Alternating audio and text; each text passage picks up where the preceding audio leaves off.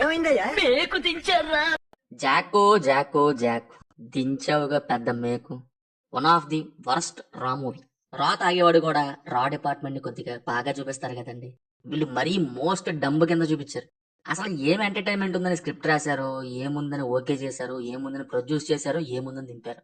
Entertainment ఉందని దింపినట్టు లేదు, చూసేటోళ్ళకి దింపాలని దించినట్టుంది. చాలా పకడ్బందీగా ప్లాన్ చేసి తీశారు. ఒక్క సీన్ కూడా ఎగ్జైటింగ్ గా లేకుండా బలి రాశారు. భాస్కర్ గారి most disappointing and worst movie. Basic గా స్పై, రా ఏజెంట్ అండ్ కామెడీ ఈ రెండు కలిపి తీయాలని తీశారు. కానీ అవి ఉంటాయి కదా కలవడానికి ముందు, లేవు. కాదు, ఒకటి చెప్పండి.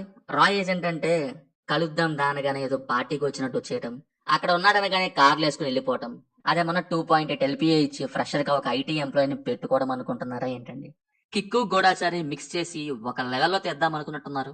కానీ ఏజెంట్ లెవెల్లో తీశారు బొమ్మరిల్లు భాస్కర్ గారు.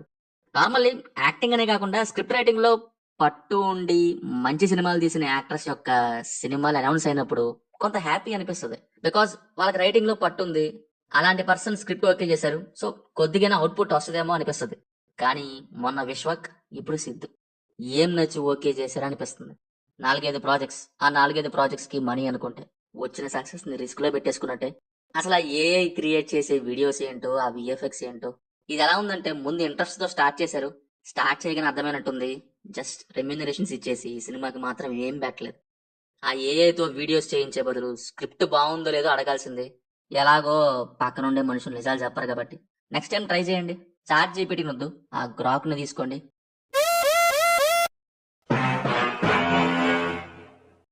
సినిమా చాలా డల్ గా ఉంది.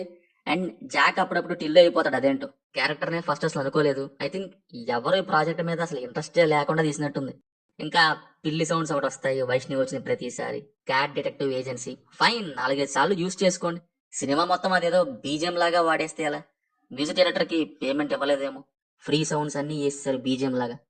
పర్ఫార్మెన్సెస్ వైజ్ సిద్ధు డీసెంట్, కాకపోతే టిల్లు క్యారెక్టర్ నుంచి బయటికి రావాలి. అక్కడక్కడ డైలాగ్ మాడ్యులేషన్ దాని వైపుకి వెళ్ళిపోయింది. వైష్ణవి క్యారెక్టర్ ఎందుకుందో ఏమో, జస్ట్ రన్ టైం కోసం అన్నట్టు పెట్టారు.